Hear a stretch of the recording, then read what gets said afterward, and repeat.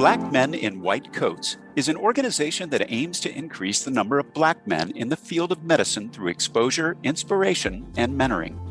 What chills me, I think about the number of black men that went to medical school when I did. I earned these gray hairs, Willie. 1978, I was a first-year medical student. In 2016, the same number of black men that went to medical school with me in 1978, same number that enrolled in 2016. Willie is simple. That's Dr. Clyde Yancey, Vice Dean for Diversity, Equity, and Inclusion at Northwestern University Feinberg School of Medicine.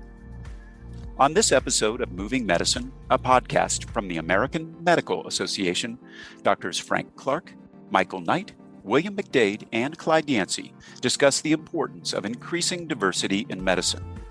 I'm your host, Todd Unger, Chief Experience Officer at the American Medical Association. This episode of Moving Medicine came from an AMA-convened discussion following a screening of Black Men in White Coats, featuring black men sharing stories about their lives as physicians. Here's AMA trustee, Dr. Willie Underwood. The decline of black men in medicine.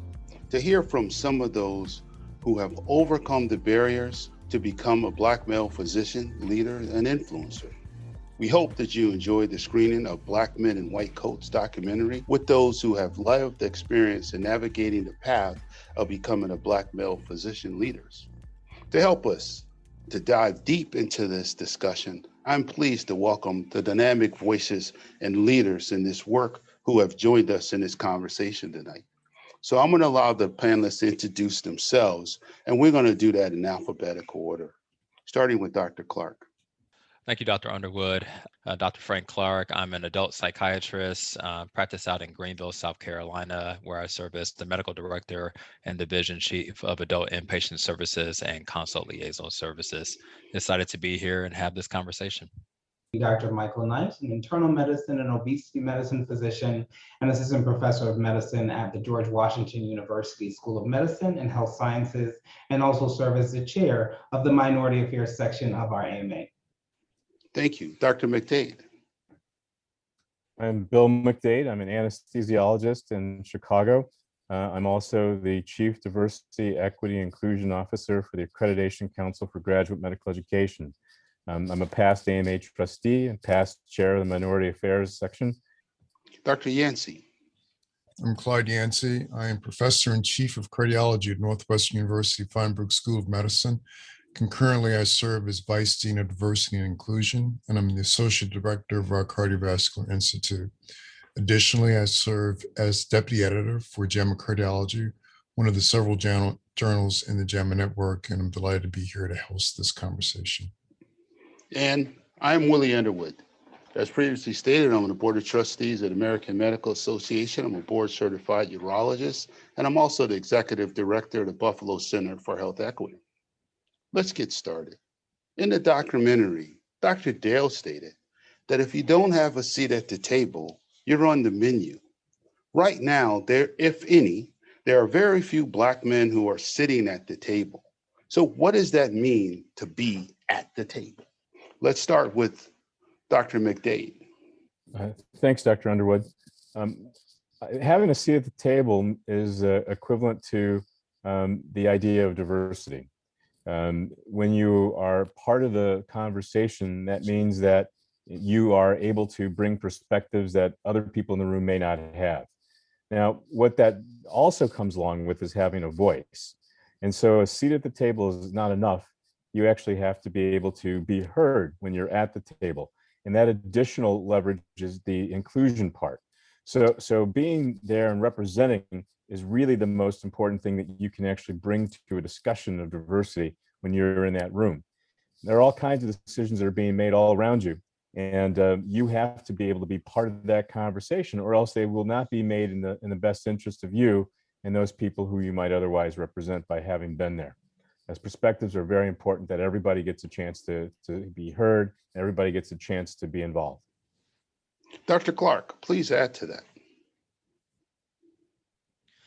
Yeah, be happy to. So we know that representation matters, and one of the things that we've been hearing, I think it was mentioned in the documentary, you can't be what you can't see. As a Black male physician at my institution, healthcare setting, I have a seat at the table, but like Dr. Midday said, it's not just enough to have a seat. Your voice needs to be heard. And with that, I think when you have a seat at the table and your voice is heard, that widens the diversity. A lot of times, I think people have a lot of blind spots, especially when it comes to um, structural racism, microaggressions, these things. And unfortunately, when you have those blind spots, you tend to have more of a kind of myopic or narrow view of things. And so when you have a seat at the table and you are able to be heard, I think that widens the landscape for people to engage in conversations that are oftentimes uncomfortable. Dr. Knight.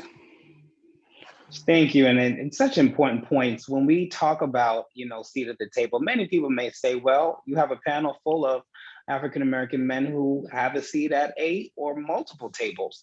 As has been outlined, it's not just being there, it's being able to have your voice heard, but also being able to have influence over decision-making processes. Not only being window dressing, if you will. I think a lot of times we know that the reality is when we talk about diversity, equity, and inclusion, it's more than just what it looks like on the brochure. Are these individuals integral to the operations of a business, of a healthcare organization, of an educational institution? Do they have an ability to affect change? Are they on the agenda? So I would say not only a seat at the table, but you need to be on the agenda and you need to be able to influence the decisions that are being made if we really want to see representation and we really want to see change when it comes to this issue. I do want to tell a story before we go into this. A good friend of mine, he was the deputy director at a cancer center.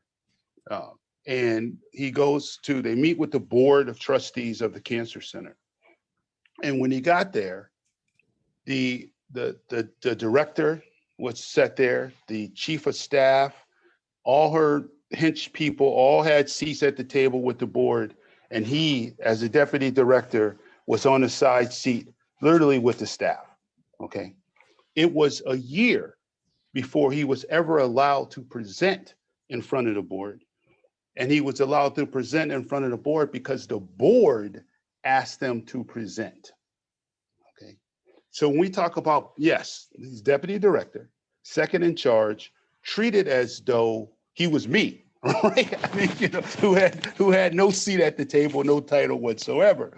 So since we do have a senior vice dean here, I want to ask Dr. Yancey, so what's your role at the table and why are you in that seat? Tell us about that. And why is it important that you're in that seat? So Dr. Underwood, again, I'm delighted to be a part of this conversation, particularly to share this discussion with my good friend, Dr. McDade, and to become acquainted with Drs. Clark and Knight. This conversation is critically important because the phrase that launched it is no longer contemporary. Having a seat at the table qualifies as an excuse. There needs to be multiple seats at the table. And apropos the question you just posed, Dr. Underwood, it's about power. I've been in the room, it's been a privilege for most of my career because of things I've done as a clinician scientist. But the last 5 years, I've been a part of the leadership of a major academic medical center. I have had power. And we have to be careful because power can intoxicate. But if you use power for the greater good and use your power to create leverage and to hold others accountable, now the rules of the game have just changed. You want to be in the room, yes, but you want to be in the room with some authority, with some presence, with permission to speak, and it's about power. So what happens now is that I exert power on a weekly basis because I'm one of the leaders of this medical center. That's been a long journey. But if you look at the progress this medical center has made in downtown Chicago in the last 10 years, and Bill McDade knows what kind of numbers I'm talking about, it's not because someone all of a sudden got religion. It's because there was someone in the room holding others accountable and saying, it's time, we have to do this differently. And so that's the difference, Willie. Awesome. So I tell you, I've been fortunate enough to be in the room a couple times as well, right? So, and oftentimes it's always gotten me. You see people with positions that have great titles and that appear to have power, and they either don't have power or they don't utilize that power in a way to make a substantial change, right? So it's not being the black mayor, it's not being the black dean, it's not being the black chairman of the department. It's about saying, hey, okay, now that I'm here, you put me here for a reason. And that reason is to advance the organization. So let me help you advance the organization, right? Right. Anyone else want to add to that? Points. I'm on free fall. So here's a free fall response to what you just said. Be very careful aligning power and authority with position. That is not a consistent observation. There are several vice deans here, but none wield the same authority. There are several individuals who are associate chairpersons that have more authority.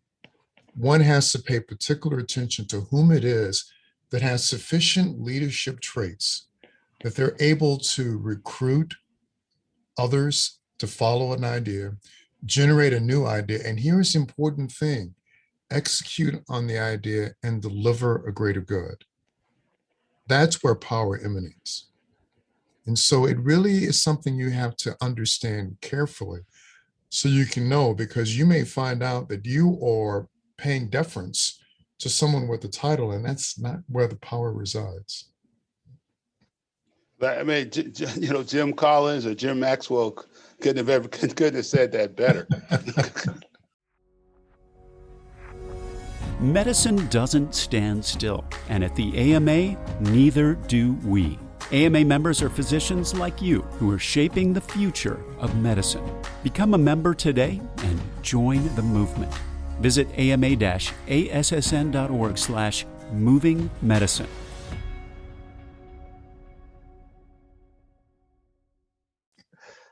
Dr. Clark, Dr. Knight, Dr. McDade, any comments? I think we also have to be mindful when we think about understanding why you were placed there. We also have to understand that certain individuals may be placed in a position not given the tools to necessarily be effective or the tools to really advocate. And they're really there for a viewpoint. They're really there for how it looks, right? And I think for all of us, we have to be aware of that. Many times we've been asked to come into the room, and we really have to speak to those individuals who are appointing us, who are leading.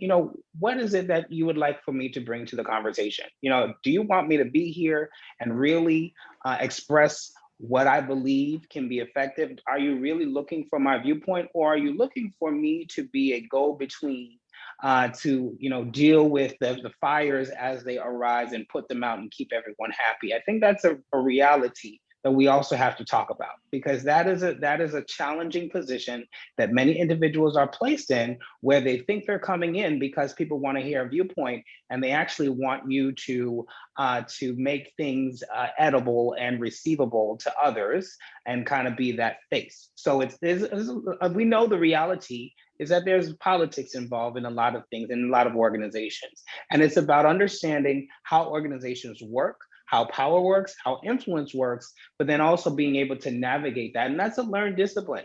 When these individuals on this panel are individuals who've learned that, have been successful in their spaces, it's not something that necessarily comes naturally for us. A lot of us weren't trained on it, how to navigate those spaces, but it's incredibly important. Yeah, I tell you raised an interesting point. I was in a meeting in the boardroom, and I was speaking on something, trying to move an organization in a specific direction. And someone sent me a text message, and the text message says, "Do you really think they want to hear what you have to say?" And the answer to that was no. Right? Dr. Clark. Yeah, I agree with everything that's been said. And Dr. Yancey, I'm a former Feinberg alum, so I appreciate the how far we have come, because it wasn't always that way when I was at Feinberg. So, but I also appreciate the sentiments that Dr. Knight talked about. Navigating those spaces is not something that we do learn about. But I think it does require mentorship and sponsorship. And so, I've had the opportunity. Dr. Madej has been a mentor for me throughout my career, and I can text him, or he's somebody that's always going to encourage me. And I have other mentors who I can call on. So I think when we are trying to navigate those spaces, because it's hard when you're the only one. So for example, I'm the only Black male faculty in leadership in my department, and every day I recognize that as I step into the our healthcare system, and how am I going to navigate those spaces. Obviously I have some wonderful allies and people that want to see me in those spaces, but I also at the end of the day know that I'm still a Black man in leadership, and with that comes with a lot of comes with a huge price. And so I think it is important to have that mentorship and sponsorship when it comes to navigating those spaces, because we can't do it alone. So Dr. McDade, so hearing this, how do we use our voices, our positions, our opportunities to tackle this problem that we have, right? Where we do not have enough Black men in medical school. We want to increase the numbers. We know who the gatekeepers are. So what are some of the tools and discussions that we can have to sort of tackle that issue? So there's a myriad of problems that exist in that regard. Rhea Boyd actually talks about a performative stage in which organizations make statements, make appointments, create offices without any power or any direct meaning or intent to accomplish things. The next phase she talks about is a representative phase, in which you increase the numbers of individuals, is what you're discussing right now. The final phase, that maturation phase, is the substantive phase, in which there's actual execution of those individuals you've empowered now by bringing into the organization. And that initial group actually can now think about how you're going to make change and what you're trying to accomplish. I really view that the work that we do with respect to manpower and the numbers that we're talking about really amounts to, can we eliminate health disparities through a workforce solution? And if we can bring more numbers of people into an environment, then we're going to have a greater chance of increasing the access that people who now lack access to care, who bear the greatest burden of health disparities, will have that impact. And my thinking on that one is that there are so many different ways that we can attack it, because there's so many problems in society that lead to that deficit of African-American men in medicine. You can start with our educational process. You can start with the wealth gap that exists between African Americans and others in society. You can look at how that interplays with income and property ownership. I mean, there are all kinds of things that kind of factor into the deficit of individuals who are there. But even those people who are there aren't sure shots. When you get them to college, if they're able to get to an excellent school that's going to be a feeder for medical school, you have to make sure that you don't lose people anywhere along that pathway who are interested in medicine. And we can lose people for all kinds of reasons. Then once they apply to medical school, we can lose them in medical school. And then once they're through with medical school, we've got to match them into residency programs. And during residency programs, we can still lose people. So that pathway is capable of deviation from that pathway from the very start all the way to the very end. And we have to guard against those individuals deviating from that pathway through mentorship, through support, through resources, every step of the way. And if you want to go into greater details of where those losses occur, we can have conversations around that. But you have to get enough people into that initial pathway, on that pathway, and then not lose a single person from that pathway until they get to the very end. Yeah, and it's very hard, because we're talking about overcoming 400 years of a systemic process that was designed to make sure that the individuals we're talking about never had a simple education, let alone a complex education, and like with us with multiple graduate degrees and making these accomplishments, right? So I'm going to throw something out. And because this is, to me, this is interesting. I thought about this literally today. When a Black student doesn't do well, all the Black students aren't doing well, right? That's how they describe it. You saw that at Georgetown Law School, right? It becomes an overwhelming stereotypical thing. But if a white student doesn't do well, it's just that white student not doing well. And if a black student does exceptionally well, it is just that black student doing exceptionally well. They don't say, look at Willie, look at Bill, look at Frank. You see how good they Clyde, right? Michael, they're superstars. Oh, well, maybe among that other patch of other black students that we've been ignoring and didn't want to let in, there may be other superstars there as well. So how do we put this in a framework and a conversation that can go downstream so that when people see us, they see the other young black males sitting in their classroom and realize that they're actually us and we are them?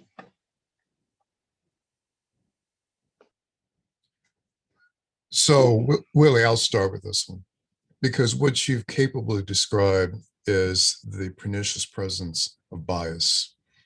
We are accustomed to calling it implicit bias, but I think it's also explicit, meaning that there's an overt effort to exclude certain people, but subconsciously, there is a presumption that certain people are not appropriate to be in the places where they are. But you also touched on the solution. There's a whole field of psychology known as positive psychology that literally is a space where you try to introduce a positive bias.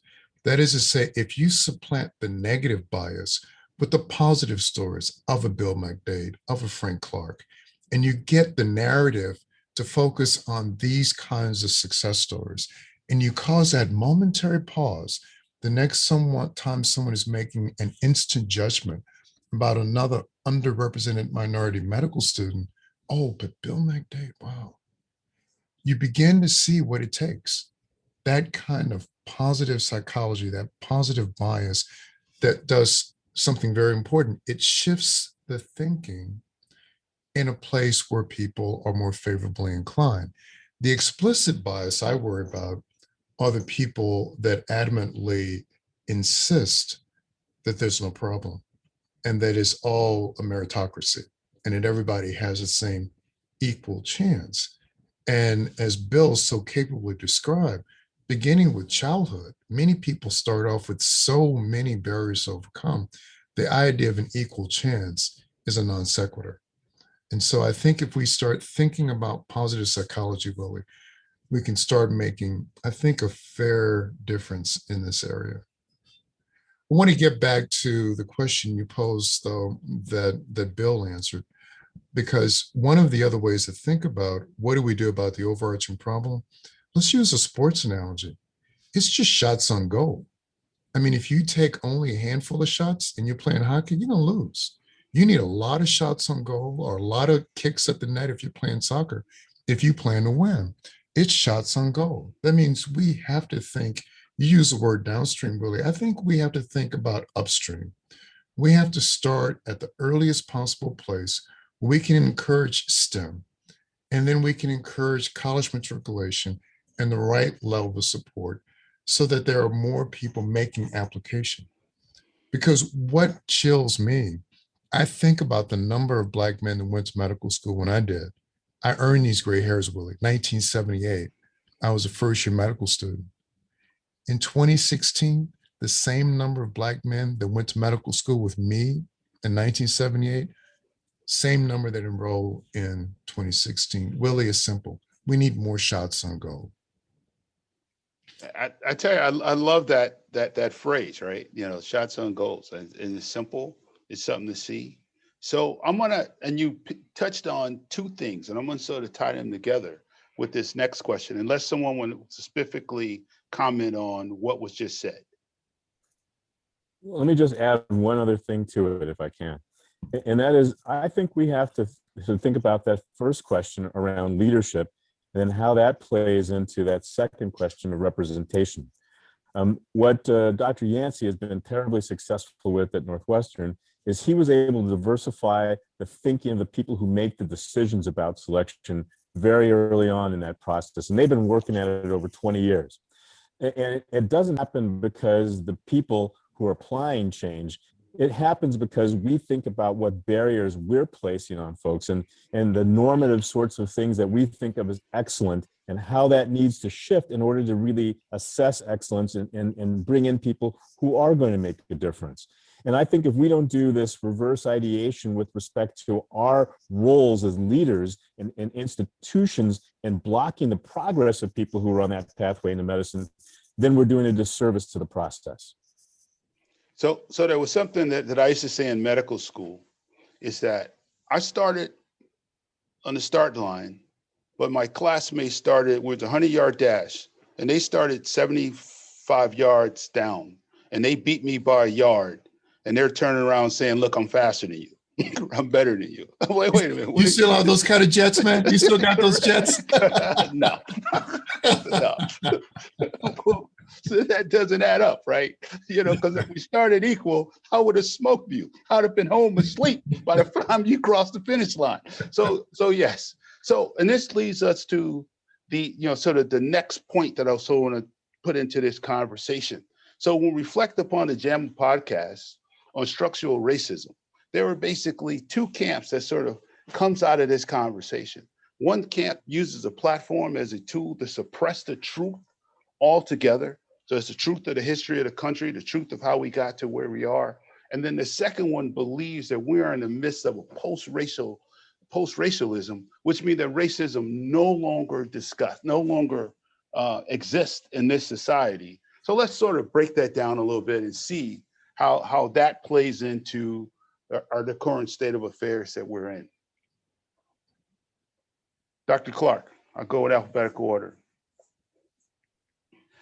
Thanks, Dr. Underwood. Yeah, you've touched on two important points in terms of the two camps. So I think a lot of times, and I'm going to bring my expertise in psychiatry here, we all have these defense mechanisms that we employ at times when things are uncomfortable, and it's a way to kind of cope with whatever is going on in our lives. And I think what we are seeing in one of those camps is pure denial. We know that is a defense mechanism that is often employed when we see things that are presented to us and we say no, or to minimize things. And I think you have a lot of people out here that are doing a lot of minimization and denial as it relates to I'll use the camp of we are in a post-racial society. That couldn't be a more erroneous statement. So I think about Isabel Wilkerson's book, Caste, and she highlights a good example of many examples, but one I'll use is when Barack Obama was president for 2 terms. People thought that, obviously that was a beautiful thing in our country, and people thought that we made progress, but Barack Obama disrupted the caste system. And when the caste system is disrupted, that can impact people in a lot of ways who are used to being at the top of the caste system. There's a lot of defensiveness that comes with that, and there's a lot of fragility. So I think, again, as I alluded to early on, is that there has to be, the blind spots have to be, people have to be aware of the blind spots. There has to be cognitive flexibility, so to speak, or that mental agility for people to, one, identify a problem, and then two, say, okay, I've identified it, and even though it makes me feel uncomfortable, I need to change the way I think about things. Medicine doesn't stand still, and neither do we. AMA members don't just keep up with medicine, they shape its future. Help move medicine, join the movement. Visit ama-assn.org/movingmedicine. Look at it. I think it's Dr. Knight. Yes, I think this is another important point. Again, you may say, if I know that systemic or structural racism exists and someone else doesn't believe it, is that much big of a deal? We are all have an ability for our own decisions. The challenge here is when your beliefs on a platform can actually be dangerous, right?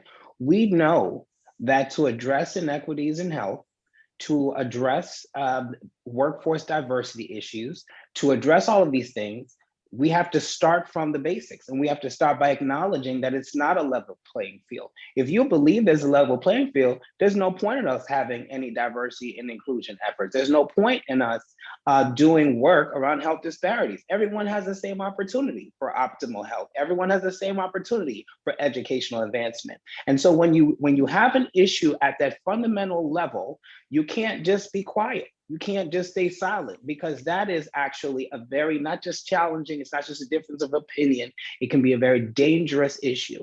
And so again, it's about working together so that we can at least be on the same page and understand these things. A lot of times, as Dr. Clark outlined, individuals become defensive because they feel like the finger is being pointed to them.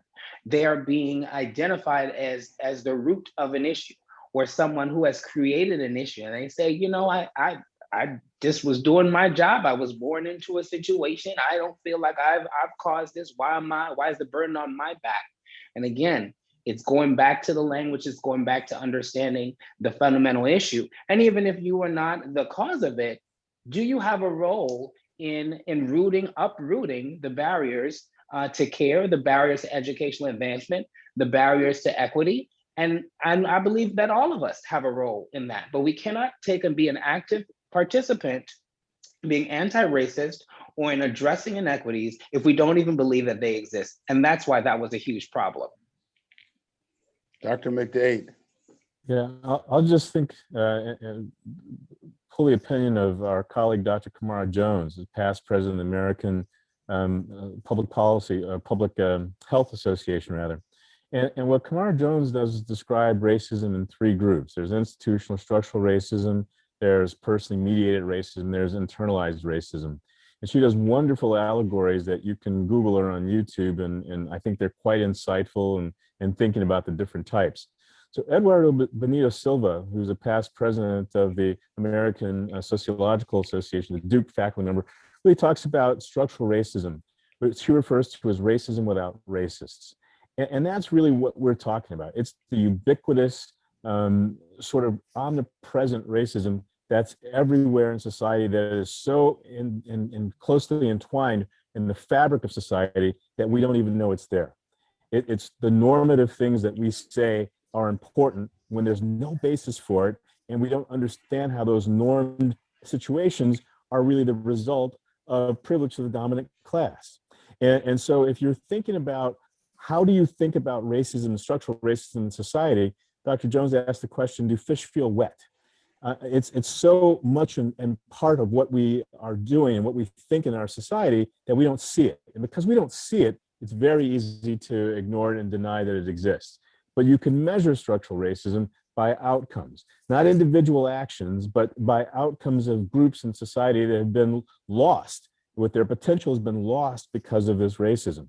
And that's really the damning thing about racism. That is, in fact, you lose the potential of a segment of society who would be capable of contributing if given access and given opportunity. Awesome points. So Dr. Yancey, anything you want to add to that? Just a little bit, because I think that all of my peers have addressed really important dimensions of this. And the disclaimer, of course, is that I am a JAMA editor, specifically JAMA Cardiology. So I've got some inside perspective here. But nevertheless, the missed opportunity here, and we should all think about this, the missed opportunity is no longer the postmortem. The missed opportunity is the teachable moment, because it's pretty clear that there is dissonance within our society about these incredibly important issues. It's pretty clear that we need to reestablish the correct vocabulary that's appropriate for us to use when we're addressing these issues. And it's pretty clear that we need to explore the current state of health inequities, which no one can deny, and try to understand the root causes. I think if we begin to take that approach, everything becomes different. We have to understand, and as a child born in 1958 and growing up in Louisiana in the Deep South with innumerable experiences in what deep, painful, hateful segregation feels like, we understand that the core of racism or racist is an ugly experience, something that nobody wants to own. But the science, the social science behind this is critically important. Because when institutions, by way of their configuration, are necessarily limiting one cohort and enabling another cohort, it's not dressed up in a white hood anymore, but it's still the same consequence and maybe more damaging because it has a profound economic, personal, and social impact.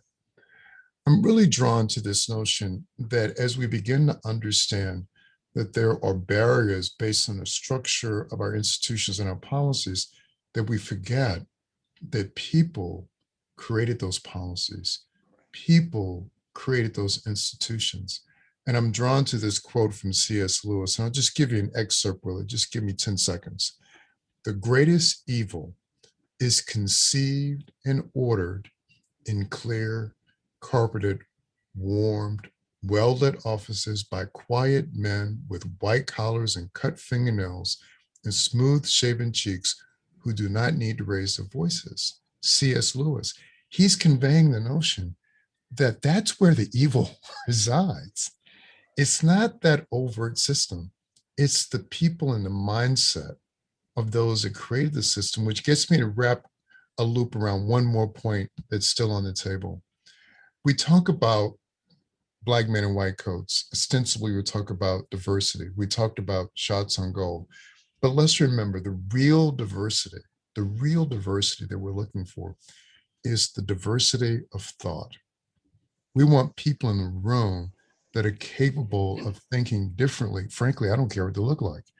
I just want them to be capable of thinking differently. And that's why I say, if you go back to the JAMA podcast, fast forward past the postmortem and realize that the teachable moment there was an opportunity to re-educate and have a deeper, better understanding of how we got to that point and what we do differently. As everyone's trying to tie all this together, I'm going to tell you a story. So when I was running Robert Wood Johnson Clinical Scholars, and we were reviewing applicants coming in, and one of the faculty members had a resident who was at a small program, not an academic program. And of course, we had some real high-level scholars from most of the top institutions in the country. And he said, I'll put this person up ahead of everyone. Now, we had people from Hopkins, Duke, Yale, who had 15, 20 publications, had published in JAMA, had published in the New England Journal of Medicine. I mean, amazing individuals. But he took that one applicant and he said, this is from a little place, and I'm not going to Kentucky or whatever it was. And he said he's published one paper. I put that one paper up against all the 15, 20 publications from Hopkins, Yale, and Duke, and whatever. So I sort of went back by that. And this is what he said, which was amazing. He said, look at what it took for this individual to publish this one paper compared to if you at Duke or Yale at Hopkins, where you have an infrastructure around you, and publishing 15, 20 papers, although it's meritorious, although it's difficult, although you did a lot of work. We're not taking that away from them at all. But however, it was 1,000 times easier than this individual to publish that paper, because they had to do work that the other individuals didn't do, right? And we should give that, because this is what we're looking for. People with that kind of desire for excellence, right? And he laid it all out, and plus that person got interviewed and went on to do well and was accepted as a scholar and did great things, right? So that's a different thought, right? When we talk about different ideas, different thoughts, how do we look at these things like merit? How do we look at people's backgrounds? How do we look at what they bring to the table in ways that we're trained not to look at them, right? Because people are still talking about, I don't see race. And as physicians, of course we see race. I see everything. Person overweight, they're overweight. I know you overweight. I don't really see they're overweight. You weigh 500 pounds, you overweight, right? I see that, right? You breathing poorly, you having trouble breathing. I see that as well, right? You're lean, you're healthy. And if you don't think as a surgeon, I'm looking at people to operate on, I'm looking at this individual who's lean, healthy, runs every day, exercise, compared to someone who's the exact opposite of that. Which one you think I want to operate on, right? Because I know my outcomes are contributed to the protoplasm of the individual who I take care of, right? So now if you put bias into that and other comments into that, because I believe they're sick because they're Black or they're smoking or whatever, now my whole dynamic can change as an individual, right? But if I don't acknowledge that these things exist in my thought process, then I make bad decisions. based upon that, right? And put other people in positions where they get piss poor care because of it. So, Willa, let me tell you about the story you just shared with us. So many of us are in this space, and if you listened to some of the commentary from Valerie Montgomery Rice, she talks about enhancing the test scores with a more holistic review. You just gave us the best example of a holistic review, where someone looked at the work output qualitatively, not quantitatively, and then evaluated what it took to accomplish that work output, and then changed their judgment about that individual because of a holistic assessment. So what Dr. Montgomery Rice is advocating for is, yes, keep the MCAT, keep the scores, that's fine, but add a holistic review. Account for what it took for this student to get to where they are, and think about how that will factor into success going forward. People try to water down the importance of a holistic review as a way of regressing to some mean. It's not. It's a way of elevating to find the really best talent out there, because that's what's necessary. People that can overcome adversity. I'd much rather bring people in and train them as a cardiologist if they failed a dozen times already, because they've got perseverance, they've got resiliency, and they will keep working. And that's what you look for. So you just gave us the best example, Louis. That's one of the paths forward, holistic review. Any comments? Anyone else? I also think that the biggest point in that, in addition to that, is that we as physicians know it's not just a test that makes someone a good physician. Okay, anyone who's been on an admission committee, I've seen some wonderful sky high, highest numbers I've ever seen. And you've interviewed that individual, you've seen the recommendation levels, and it's a whole different story. We know that to be an effective physician, there's many pieces to that. Your commitment to service, your resilience, your commitment to the community, your diversity of thought, not just what you're bringing to the table, but what you are also teaching your classmates. We know that medical school classes that have diversity, it benefits all the students, not just those future patients. And so when we think about it like that, that's a whole different conversation. I don't just want everyone who had a perfect score on the MCAT. Did anyone, what background? How can you add something else to the conversation? We learn from each other and we work with each other as teams in healthcare. And so when you start moving that, it's not saying, oh, we're not looking for excellence. No, but excellence does not equal the highest score in the book. Excellence equals, yes, medical knowledge, yes, academic ability, but also service, also commitment, empathy. All right, understanding of cultural and ethnic diversity and the needs of our patients. Those are also excellent. And I think when we have that conversation, then we're not going and say, oh, we don't value excellence. No, we actually do value excellence, but our definition of excellence is different. And once we get to the definition, then we can get on the same page about what it's going to really take to diversify our physician workforce, but also have an output of physicians that are ready to address the health inequities and address the health challenges that our communities continue to face. You took care of the nation. It's time for the nation to take care of you. The AMA stood by America's physicians and patients during the pandemic, and we're not stopping there. We're fixing prior authorization, leading the charge on Medicare payment reform, supporting telehealth, fighting scope creep, and reducing physician burnout. It's time to rebuild, and the AMA is ready. To learn more about the AMA Recovery Plan for America's Physicians, go to ama-assn.org/time to rebuild.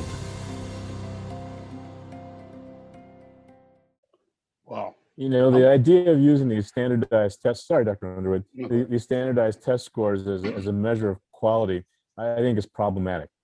David Ash wrote a paper back in 2009, published in JAMA, looking at outcomes of obstetricians trained in programs. And he looked at the quality of the programs based on their USMLE Step 1, Step 2 scores. And then you can try to compare that to whether or not the physicians who graduated from those programs practice at a high level of quality or a lower level of quality. That is, whether their complication rate is low or their complication rate is high. And what he showed is that the USMLE Step 1, Step 2 scores don't correlate very well with who practiced with the higher quality of care or lower complication rate. What matters is the actual complication rate of the residency program in which they trained.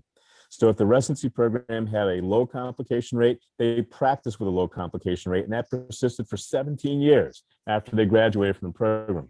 If they practiced with a high complication rate, that persisted for 17 years. So what we need to do is to improve the quality of education that we provide our trainees.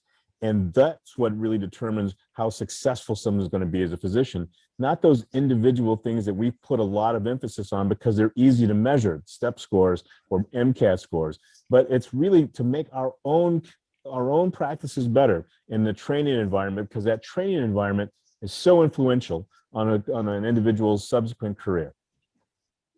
Well, tell you, I'm gonna throw one more question out, but I want to take 3 minutes on this.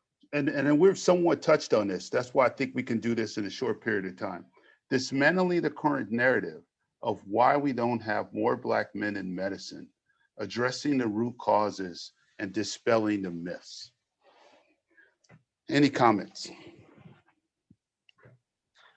Well, I'll take that for, I'll start off. So, I think the narrative is, media, I'm not going to blame the media for everything, but I think how the media portrays Black men is not always in a positive light. If anything, is in a negative light. It's rare that you turn on whatever you watch, CNN, Fox, MSNBC, and see Black men, Black excellence. You don't see that. You hear about there was another shooting. I'm from Chicago, so that's every time people come up to me, oh, you're from Chicago, and that must have been a horrible place to grow up in. It's pretty rough, and so the media does a great job of portraying Black men in a negative light. That narrative has to change. There are plenty of Black men out there that are intelligent, that want to do some things with their life, and are doing things with their life. It's just not highlighted. Imagine if you changed the narrative. Imagine if there was a segment on each news station every night where you highlighted a Black man or Black woman. They don't have to necessarily be wanting to go into medicine, but if you highlighted that each and every night, you had a series. They used to have that on. There was a. And Bill Midday knows this. WGN used to have the Extra Effort Award, and ABC used to have Harry Porterfield. I happened to be on both of those at one point, and was highlighted back in the day. If you did something like that, and you highlighted Black excellence, imagine the draw that would have. If that was playing in the barbershops, and that was playing in the hair salons, and that was playing, if faith communities knew about that and people were talking about that at school, if that was being streamed on YouTube or TikTok videos or whatever you want to call it these days, you can change the narrative. But again, when people see things, it's that cognitive flexibility or the lack of it, So if you keep getting the information that is pouring down, getting poured down your throat every day, and it says Black men are not about anything, they just want to play sports. I was an athlete. I ran track and cross country in high school and ran in college. I'm a doctor. You can be both. So I think that's there has to be a narrative change, and I think that it starts at the grassroots level. Let's open. Anyone else? I'll continue that. Dr. Clark, you outlined, the way the biases that not only are present, but are also nurtured by what we see. But I'm going to take it a step going forward. So now you've had this thought that African-American men may not be high achievers, may have a lot of challenges, takes a lot of work. Then my motivation to invest in these youth, to invest in communities, is going to be low, because I'm already coming in here with a bias that the level of achievement is not going to be there.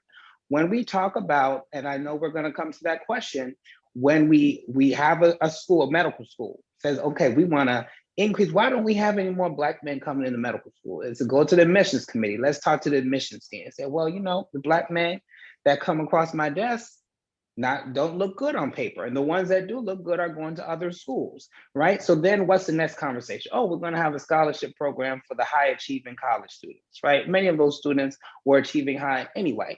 right? But then you have to push it and say, well, what about the students that aren't doing well in college? What about the high school students? What about the elementary school students? And now this, your span has gotten so big that you say, this to really address preschool, kindergarten, elementary school education is going to just take so much work, so much money, and maybe they don't even want to achieve. So why are we investing? I mean, that's a lot of the conversation. If we're being real about it, that is happening, because we know that when you're coming with an unequal playing field, an unequal start, okay, it's going to take work. It's going to take work so that any child in any zip code, in any family situation that wants to be a physician can be a physician. I would say today that is not the case. That is absolutely not the case. And for that to be the case, that's going to take a lot of investment. That's going to take commitment at every level. And until we as a society are ready to make that commitment, we're going to continue to have this conversation. Well, we did commit a lot to get us here, right? There was a lot of commitment, a lot of effort, as we sort of said. So let's flip that commitment in the opposite direction and let's transform the nation. I think Dr. Yancey, you want to say something? I think Bill was about to speak, and I'll be happy to follow Bill. Dr. McDade. Well, I appreciate that. Thanks, Dr. Yancey. In the movie, Dr. Cordudu talked about the stage and stadium as the two things that we really see for our futures as young Black men. One of the things that always impressed me, and I was on the admissions committee 17 years at the University of Chicago when I was a faculty member there, and one of the places we would go to recruit every year is at the annual Biomedical Research Symposium for minority students, the ABR-CMS annual meeting. And if you ever televised that, Dr. Clark, that would be an amazing thing to see. 2,000 Black, Brown, and Native American individuals sitting in a room talking about science. So every morning there's a breakfast session. There are tables with themes, and there's molecular genetics at one table, and there's molecular engineering at another table. There's chemistry, physics, and all the biomedical sciences all in one room. And to see these Black and Brown and Native kids all getting together, talking about science and their research that they'd done during the course of the previous summer that they were going to present during poster sessions is the most amazing thing that you ever seen. And no one would believe that it actually existed, except that I've been to about 15 or 20 of them over the last couple of decades. And the fact is that there are people out there who need to see this, who need to know that it exists, who need to see that level of excellence on the part of people who look just like them. And I think that's part of the problem, that we don't think that anybody else is doing this kind of work. And in fact, they are. And we just have to get more of it out there and put that image out there instead of the negative image. This is like Dr. Yancey was saying, replace the negative with the positive models of cognition about what people can do. Dr. Yancey? So I'll be pithy because I want to overlook that. I'll just say one thing. We've been talking about something very important about increasing the number of Black men that go into medical school, but we've missed one very important statement. We're talking about culture change, and culture change almost always starts at the top. A leader has to stand up, own it, and articulate it and say, this is a part of our mission. We will, from this point forward, respect this kind of composition of our classes, this kind of performance, and we will commit the resources to execute on the mission. Everything you've heard is tinkering around the edges or working in the middle, trying to lift up, trying to win this by ones. Dr. Underwood, we need to win this by hundreds. And so there's got to be leaders that step up and say, we need to do something different. Here's a pop quiz. How many Black deans other than Morehouse, Meharry, Drew exist, and Howard? How many Black deans in medical schools exist besides those four? 2. Yeah. That tells you where the problem is. It's not even representative, even at the minimal level. In addition to existing outreach in the middle and high schools, and how might a medical school really connect with the communities to improve recruitment and retention of students from diverse backgrounds? And I'll jump in this because we've been talking to the community, particularly over the last 15 months. And the community gave us a response that nobody was prepared for, but it was what we needed to hear. They said, you know what? Don't come to the community to raise awareness. Come to the community to invest. Correct. That's when we'll start paying attention to what you want. And so if you think about that, every medical center wants to expand, wants to evolve. Go to the community, support the public schools, create additional science programs, create outpatient facilities that provide quality care, create entrepreneurial opportunities to elevate the economic platform for the community. And do not tell me this can't be done, because every major medical center is looking to expand and paying whatever money they need to pay to go to resource-rich areas that will increase the bottom line. How about going to socially resource-rich areas that really want to tap into what you have and make a better life? So I think the way we do this, Kimberly, is we get institutions to invest in communities, not wait for the communities to come downtown. We need to go to the South Side, Frank, and make the investment there. Awesome point. And that's sort of the Buffalo Center for Health Equity. That's what we're actually doing in Buffalo, and it's paying off. And I won't get into that, but you hit the nail on the head from my perspective. We have a few minutes left, so I want go right ahead, please. Whoever wants to add to that. Well, let me throw in a plug for a different population of individuals. So you can invest a lot of money early on to try to improve education, or you could try to reclaim a number of people who have not had success in their initial forays into college. There are a group of people who are in post-baccalaureate education now who are going to be the fastest way to get a large number of people who would have been fantastic physicians were it not for the fact that they were not prepared sufficiently to be successful in their first 2 years of college. And this doesn't mean that they weren't academically bright enough to do it. That means that all of those other things sociologically that went into that college experience were not optimized for their success when they went in.